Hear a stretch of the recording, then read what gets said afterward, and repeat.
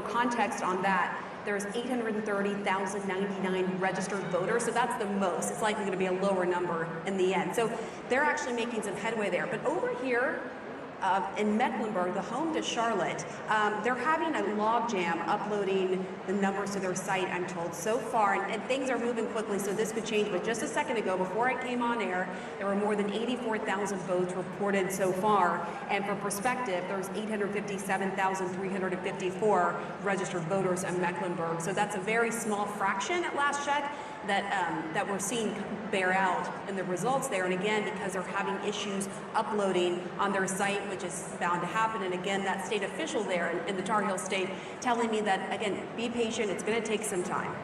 All right, Pamela, thanks so much. John King, North Carolina, a lot of people thought that we would know pretty quickly this election season who won, but I'm not sure that we're going to know before midnight. It's defined pretty quickly, right? Compared to 2020, it could be pretty quickly. We're at 10 o'clock hour. You're right. So you see, these states thought they learned a lot of lessons in 2020. Fewer mail-in votes this time around. So they thought they'd be faster. But human things happen. You see the officials all out there watching this.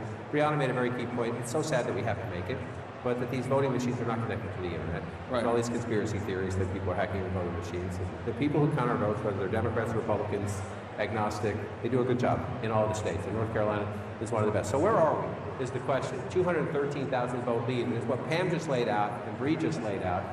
Bree is here, Brianna is here, Mecklenburg County, 10% of the population, the largest of the 100 counties in North Carolina. So we have a long way to go, right? So can the Democrat come back is the question, right? You see that healthy Donald Trump lead, so your question is, can the Democrat come back? Well, the vice president's at 65,000 votes there and a little bit of change, okay? Mecklenburg County, the winner of Mecklenburg County is going to be over 300,000, close to 400,000 votes. So we have a very long way to go in Mecklenburg County. So the point you're making here is that Joe Biden pocketed a net of about 200,000 votes last time. Last time, a net of about 200,000 votes, exactly the way to do the math. And we see right now, we're waiting for a whole lot of votes, right? And so she's at 61%, and he was at 67%. If it ends up that way, Donald Trump's going to win North Carolina. But there's that giant number of votes left out. So does the vice president's percentage? Remember, the president's 67. Does she get closer to 67? Number one, and then number two, what's the raw math in the margin? Right? If Donald Trump, if she's below Biden's number, that means Donald Trump's, again, doing a little bit better. It might only be a little bit, but a little bit's a big deal in a battleground state in the suburbs. Or maybe it's with black voters in Charlotte. We'll have to see how that plays out. That's the biggest county. Pam noted Wake County is your number two. And again, here we're higher. We're at 76%. So she's at 64%. Remember, Joe Biden lost North Carolina. Only by 75,000 votes, but he lost. So you're trying to figure out how do you match that up. So you come back here, and again, not a lot, right? You see the win, his turnout might be up a little bit, so maybe the winner of the county gets a little bit more than that, but you see him at 393, and more importantly, at 62% of the vote, and then you come here. So she was a little behind the president in Mecklenburg County, which is the largest, so you don't want to be behind it where the most votes are. She's a little bit ahead of the president in Wake County, and we're waiting for that out. And that's one of the challenges, right? We compare her to Biden because that's the last election. Every candidate has their own coalition, right? And so if she's doing a little worse than him with some voters, can she make it up somewhere else? Or is Donald Trump, matching his numbers and do that? If you want, you can look at it this way if you want. Let's just come out and bring this in here. Where is Harris overperforming Biden in the state?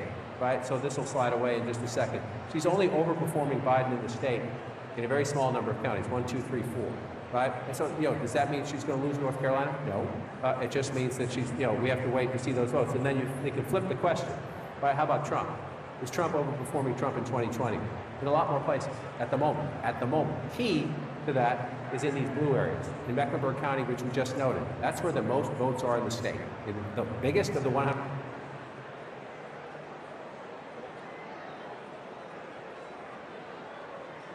Counties population-wise, vote count-wise, it's right there.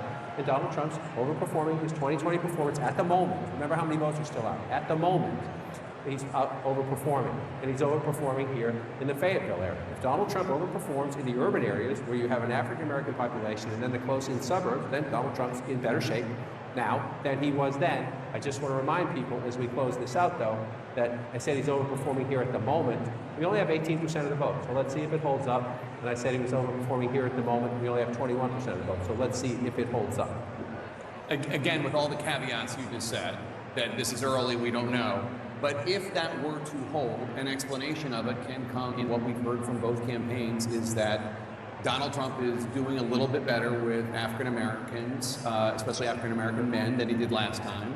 And that Kamala Harris is overperforming with white suburban women, which you would have in Raleigh. Yes, so that's what we're trying. This is why I spent 15 months traveling, right? Where is she? Where's the addition? Where can you perform better? And for Donald Trump, since he's the constant, he was on 2016 and 2020. For Donald Trump, he had 2 goals. Number one, keep your base. In 2020, Donald Trump got more votes than he did in 2016, almost everywhere, right? His base came out. Where he suffered was in the suburbs, because it was higher Democratic turnout. So if you're Donald Trump, yes, you want to pick up as many black votes and Latino votes as you can, and you want to improve your standing in the suburbs, and that includes women. It includes women. Donald Trump spent the Republicans are ripping their hair out the last week of the campaign, every day watching Donald Trump insult women. Pick your day. It was Nancy Pelosi one day, it was the Vice President of the United States every day, it was women writ large some of those days. Republican strategists were ripping their hair out because they know if Donald Trump improves his standing in the suburbs, literally by half a point, then he's the next president of the United States. And they're ripping their hair out. But as you watch through this and we go through it, we'll see how it performs out. I just want to keep checking here. 213,000 votes, but we're still here. So mathematically, you do it this way. The big question is, are there enough votes out there for the candidate who's losing to catch up?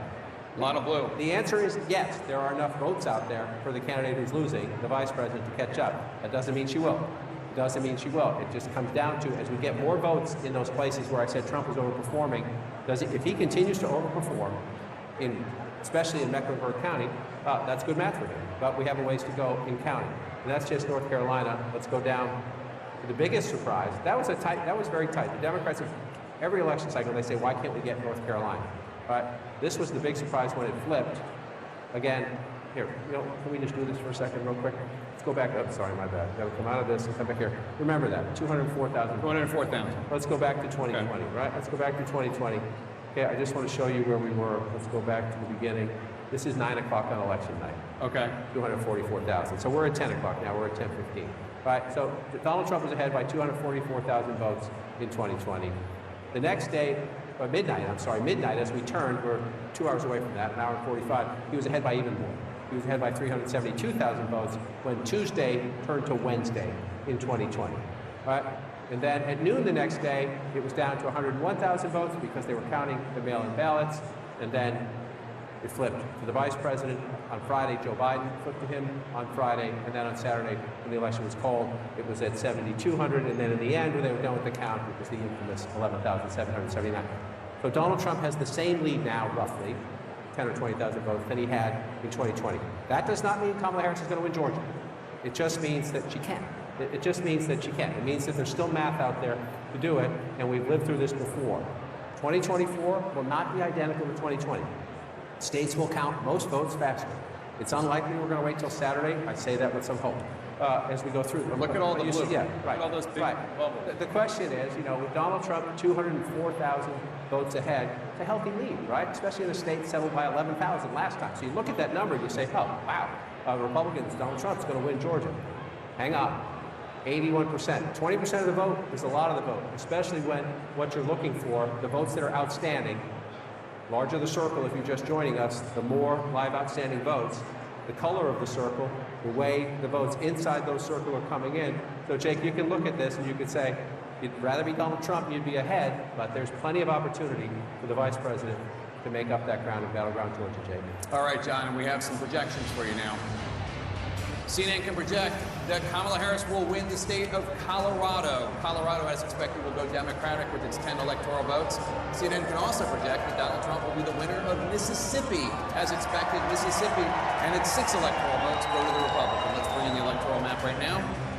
Donald Trump in the lead, 178 electoral votes. Kamala Harris has 91 electoral votes, 270 electoral votes, as always, needed to win. Let's take a look at the outstanding races right now. Arizona joins the map of key race alerts. Kamala Harris has 50% of the vote. Donald Trump has 49.2% of the vote. That is a 15,478 vote lead for Kamala Harris, with 49% of the estimated vote counted. Kamala Harris in Wisconsin, 49.9% of the vote. Donald Trump bringing up the rear, 48.5% of the vote. Kamala Harris with a 19,910 vote lead. That's with 43% of the estimated vote counted in Wisconsin. Pennsylvania, Donald Trump in the lead there now, 50.3% of the vote in Pennsylvania. Kamala Harris has 48.7% of the vote. Donald Trump with a 58,648 lead right now with an estimated 51% of the vote in Pennsylvania. In Georgia, Donald Trump in the lead there, 51.8% of the vote. Kamala Harris, 47.2% of the vote. Donald Trump with a 204,640 vote lead. That's with 81% of the estimated vote in Georgia. In Battleground, Michigan, Kamala Harris in the lead, 51.1% of the vote. Donald Trump with 47% of the vote. Kamala Harris with a 43,307 vote lead. That's with an estimated 19% of the vote in Battleground, Michigan. In Battleground, North Carolina, Donald Trump in the lead, 52.4% of the vote. Kamala Harris with 46.4% of the vote. Donald Trump with 253,752 more votes as of right now than Kamala Harris. That's with 72% of the estimated vote in. In New Mexico, Kamala Harris in the lead, 50.7% of the vote. Donald Trump with 47.6% of the vote. That means Harris has an 8,592 vote lead over Trump. That's with less than a third, 31% of the estimated vote in from New Mexico, still early in New Mexico. Kamala Harris takes the lead again in Virginia with 49.1% of the vote. Donald Trump with 49% of the vote. Kamala Harris with a 1,118 vote lead. That's with 68% of the estimated votes in from Virginia. John, what do you want to talk about? We have a changing map. We can talk about it all. We'll walk through it. Let's just take a quick look at Virginia and what happened there. Right, so last time I was here in Fairfax, there's what happened. Last time I was in Fairfax, there was a much lower number. Now you get a big, this is the largest county in Virginia.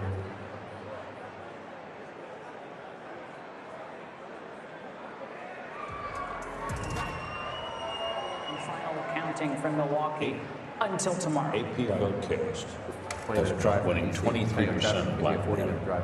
That's stacked. It's a pretty 20-minute drive cities this time of night. Nationwide, And that's one of the things that happened there. You see these close suburbs. And that Alexandria is small, much smaller defeat population. for the than mainstream media, who's just destroyed Donald Trump as a racist for all these years. And if you double the support with black people, and then you go up double digits with your support with Hispanics at the same time, and then run up the numbers with Jewish Americans here in the Northeast, that's a complete rejection of everything that they've been telling us about Donald Trump, and would explain why he's very competitive in the popular vote. And the news cycle for how long went on and on about the Seltzer poll in Iowa. Trump, it looks like he's going to win Iowa by 8 to 10 percentage points.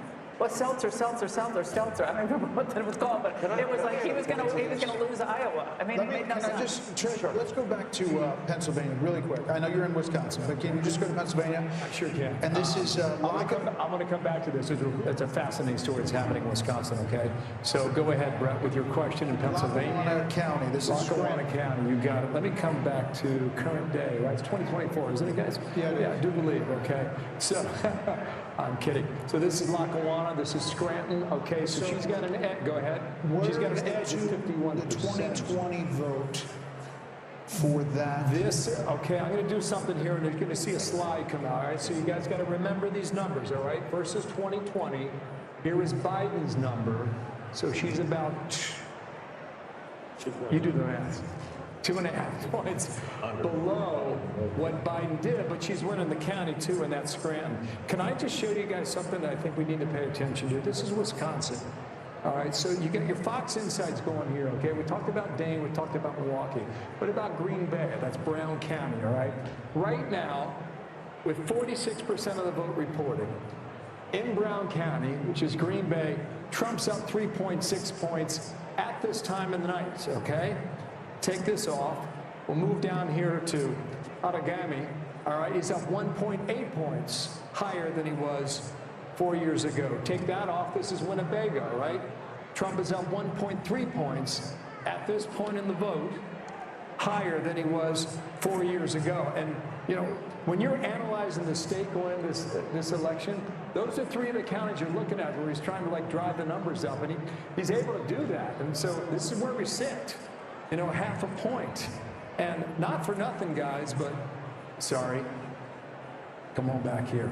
Not for nothing.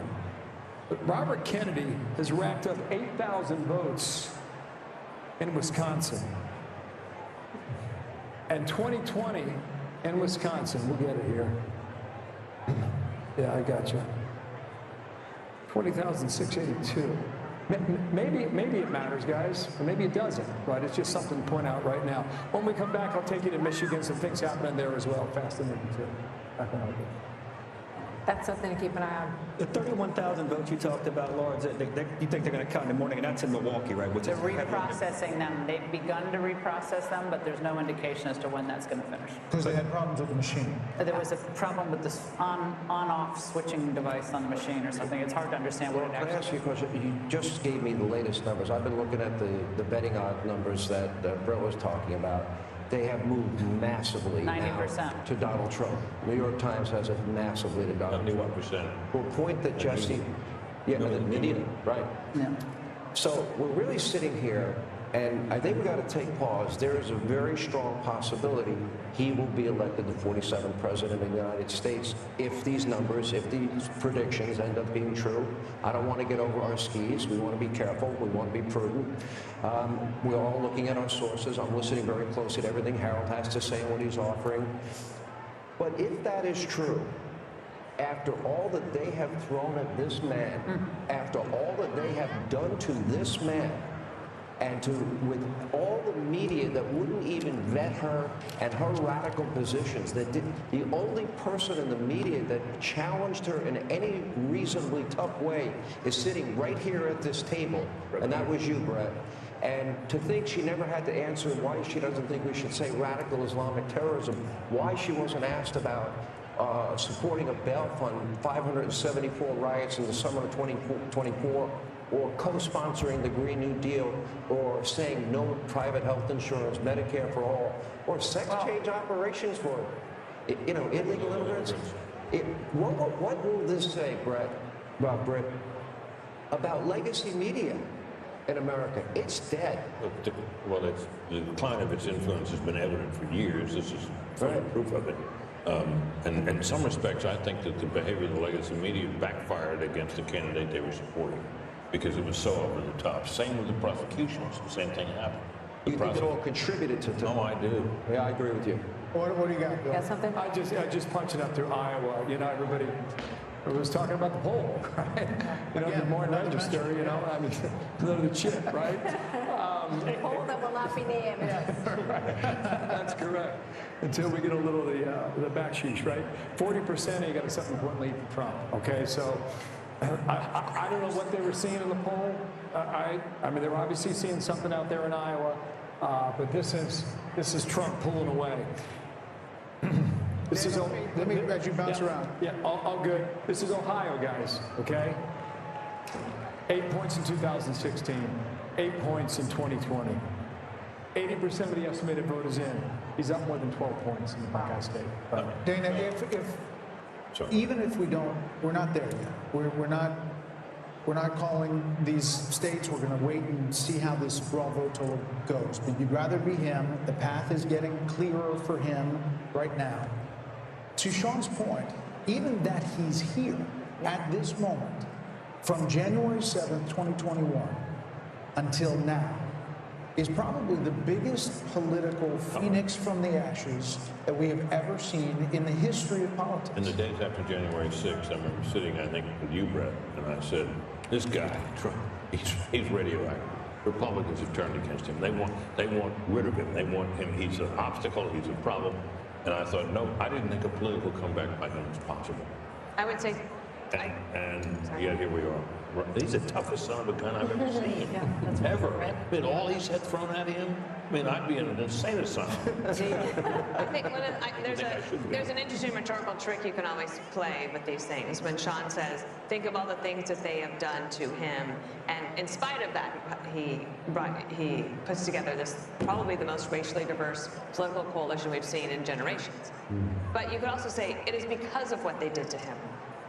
And turn that around. It's not just in spite of it. Like, yes, he's a tough guy. He's energetic, but it could be because of that. Well, and also, I think we shouldn't underestimate the importance of policy in all of this. Absolutely. The Trump agenda in 2019 delivered some of the most stunning economic gains to blue-collar workers, the people that we came from, that we had seen in 25 years, or maybe even longer. So from the border to the economy to foreign policy and peace, That resonated with young people, with men, with this new demographic coalition. And I think it's not just the greatest political comeback of all time. If these trends continue, a big if, but if, it will be the greatest comeback, I believe, in history, because this man was counted out and called every name in the book. They want to put him in jail tonight. If they could, they would put him in jail. And I hate to get ahead of ourselves, but if he does win and the numbers hold up, and the popular vote is what it is, he would have a mandate. He would have a diverse, winning coalition that he would then be able to govern with. The House, he got the House and the Senate. He would probably have the Senate, and maybe he doesn't have the House, but that mandate would have to be respected. So it would be up to Democrats and the media to determine how's their posture going to be towards a seemingly very popular president who's had the greatest upset victory, followed by the most controversial election, followed by the greatest comeback victory we've ever seen. So we shall see. Yeah, so we may have this conversation several hours from now. But listen, the primes. I call you the primes now. 7, 8, and 9. The Avengers. Thank you very much. Thank you You guys, great coverage. Have fun. Fantastic to be with you together. Thank you so much, guys. That was great. Fun. It was great. The vote count is underway. More results coming in. We're tracking it all as Fox News Democracy 24 marches on.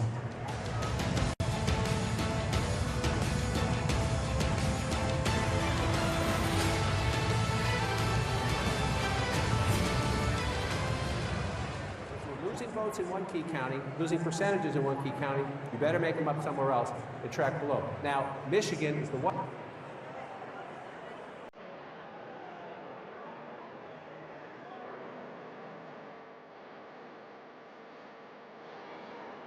state. Come back to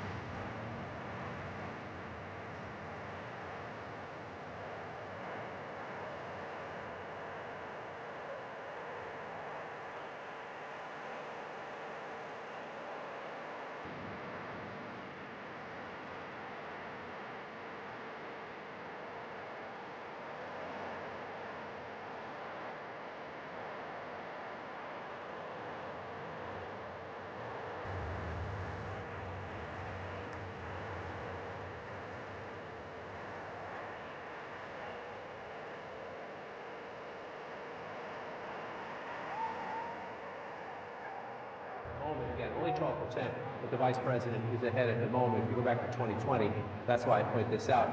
If she's losing a little bit in Washtenaw, losing a little bit in Ingham, it'd be nice to make it up in Macomb.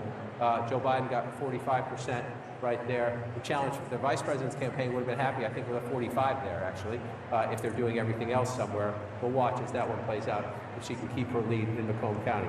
Again, here's an aberration. Donald Trump is not going to win Wayne County. We only have, what, 6,000 votes there, a little more than 6,000 votes if you add it up. This is Detroit, but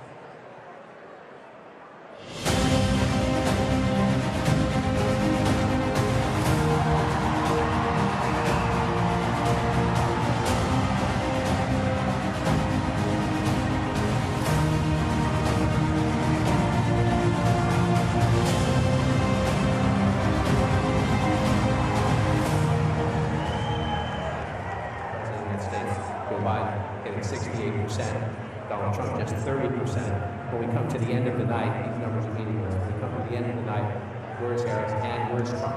Where's Trump? Is he getting more black voters? Is he getting any of that Arab American vote?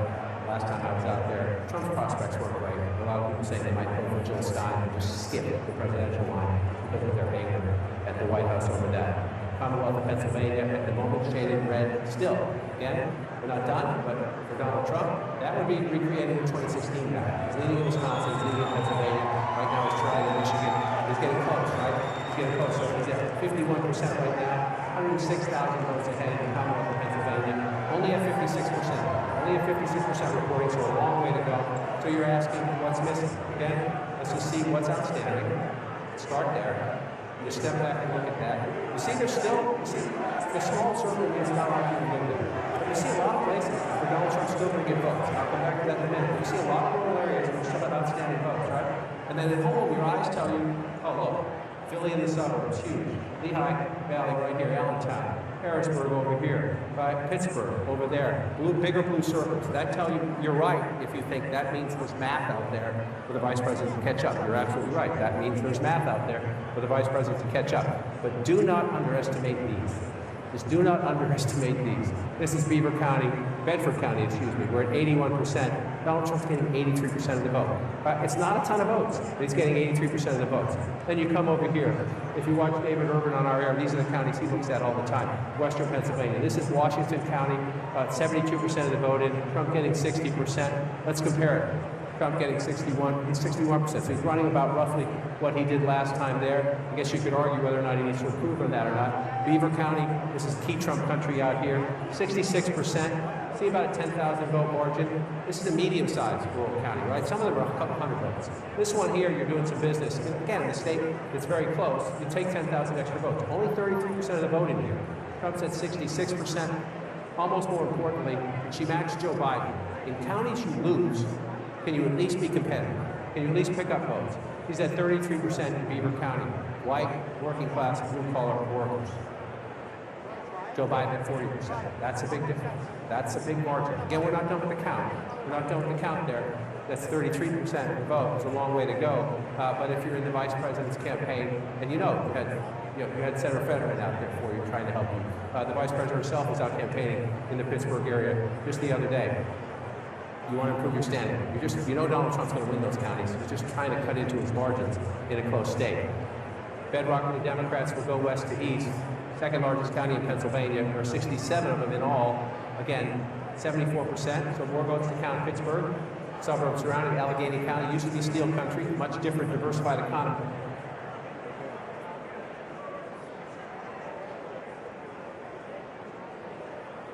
Look at the back of that machine. There's a red sticker on the back of that machine. That effectively acts as the seal to prove that it hasn't been broken. But there's also a locking mechanism on the back of those machines. Now, those machines operated until the afternoon, and no one noticed that the stickers were in place, but the locking mechanisms hadn't been engaged. A Republican observer noticed that, raised the red flag, brought it with the city officials. The city officials say they believe that the integrity of the vote was never compromised, but out of an abundance of caution, some 31,000 ballots had to go back to the starting point, start all over again. We've got 107,000 ballots out here. Last report, some 43,000 ballots had been through the process. We expected to get some final numbers from the city of Milwaukee around 1 or 2 a.m. The city can't speculate when we'll get the final numbers now. We just know that it's going to be later. The city is trying to pass this off as an abundance of caution, but you've had some Republican leaders out here, like Senator Ron Johnson, who said that this is simply unacceptable. They had a long time to preserve the integrity of this,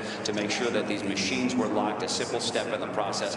They're not happy with it. We heard from the RNC chairs, Laura Trump, Michael Watley, saying this is an unacceptable example of incompetence. So they're trying to get this thing done. They're hoping this doesn't really stretch into tomorrow, but they are anticipating that the vote will now continue into the early mornings, the early hours of Wednesday. Guys, back to you. Just to be clear, Mike, they're saying that they're going to keep counting. Like Pennsylvania has said, they're going to keep going. They're not going to stop and go home and take a break. And beat Trump with Latinos in Pennsylvania by 42 points. So that is a huge movement for Trump in narrowing that gap. Similar story in Michigan. You see the Latino vote makes up 6% of the share. Sorry, not as much. Reverse. Donald Trump is winning the Latino vote in Michigan with 60% of the vote. Harris, 35% of the vote. That's a 25% advantage for Trump among Latinos. That is a big change when Biden won Latinos in Michigan by 11 points 4 years ago. That's a 36-point swing in the margin. And if you look at Wisconsin, Harris is at 61% among Latinos, Trump at 38%. Again, 6% of the electorate. These margins matter. That is about where Biden and Trump were 4 years ago. So not a lot of change in the Latino vote in Wisconsin, but a lot of change in Michigan and Pennsylvania towards Trump. Fascinating stuff, David Chalian. Thanks so much. And let's talk about this with my panel here. Dana Bash, your thoughts. I mean, Pennsylvania and Michigan, in particular Pennsylvania, because there has been so much focus on the Latino vote in Pennsylvania, especially the Puerto Rican population there, since the Madison Square Garden debacle. Even Donald Trump and the people around him, even though they're not saying it publicly, believe that what that comedian did was not helpful. And yet, according to this exit poll, it shows that let's stick with Trump, that Trump is doing way better than he did 4 years ago with that very population, the Latino population overall, not necessarily with Puerto Ricans. Yeah, and let's face it, even before the garbage remark, Trump was making a very concerted effort. He thought, and obviously had reason to believe, that he could make some gains with Latinos, particularly with Latino men. I think there are economic issues that all people are facing. Also, I think cultural issues. There is a real social conservatism, among Latinos, and one of the ads that Trump and a lot of people sort of wondered about, played, I think, more than any other, was the transgender ad. And you wonder if it did actually score with social conservatives and in winning votes for him and turning them away from Kamala Harris. Whatever the reason, you can see tremendous gains. I mean, Michigan is extraordinary, just a flip. We're also used to considering this by straight identity, where the identity that might be key here is rural. And I'd love to hear from John about where the kind of Hispanic heartland is. Where are these voters? And we're looking at the blue wall for a reason, where we're not necessarily talking about the border, we're not necessarily having this fight over your identity. You are the ideal Trump voter in that you are rural and you are more socially conservative. Since Madison Square Garden, we've been talking, John King, if you're over there at the map, about two particular towns in Pennsylvania, Allentown and Reading. I believe it's Lehigh County and Berks County. Do we have any sense of where the votes are there? So here, this map you're looking at now just shows you there's not a very large Latino population in Pennsylvania. I'll put that into context in just a minute. But where you do see the deeper shading is where you have the higher population of Latino voters. So you see the concentration in Allentown, that's Lehigh County, and you see the concentration in the Reading area, that's Berks County. You're correct about that. I just want to come out, nationally, so you see the look. Like Pennsylvania has nowhere near the Latino population of Florida or Texas or Arizona, but in a battleground state, a small population can make the difference, right? So let's come off that and come back into Pennsylvania 2024. Where were they? This is the interesting part. The exit polls are taken of people as they leave the polls, right? We're still counting votes, so some of this may not have kicked in yet in the math, if you will. People say that when they leave the polls. We don't know what precincts are Allentown, or I don't anyway out here right now. Some of our people can jump at me if they do, if they have that information. But Lehigh County, the 10th largest of the 67 counties in Pennsylvania. It's important. It's a blue-collar county. So 53 to 45 right now, only 43% of the vote. So let's watch and see when we get higher up if this percentage changes. But just come out of this and look at 2020, right? Joe Biden, she's about matching Joe Biden. Trump's at 46. I'm going to focus on him. So you come here, he's at 45. And then Berks County here, I come down to. I spent a lot of time in Berks County in this campaign. And it's gone back to being Republican. It was blue earlier, and we're at 92%. So maybe a little bit there, Jake. Study a little bit more closely as we go through this. All right, we have some projections right now. CNN can project that Iowa will go to Donald Trump as expected. Iowa and its 6 electoral votes will go to Donald Trump. CNN can project. CNN can also project that Kansas will go to Donald Trump. Kansas and its 6 electoral votes will go to Donald Trump. So that's 12 additional electoral votes for Donald Trump, who now has 207 electoral votes. Kamala Harris has 91 electoral votes. There are 207 electoral votes needed to win. Donald Trump holding a sizable lead in the electoral vote as of now, but we are expecting more votes to drop in Democratic strongholds in key battleground states. We're also counting down to the next round of poll closings at 11 p.m. Eastern, when Democrats are expecting to claim a gold mine of electoral votes out west in California. That's all ahead.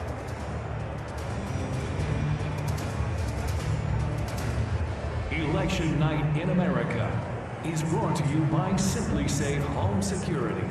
There's no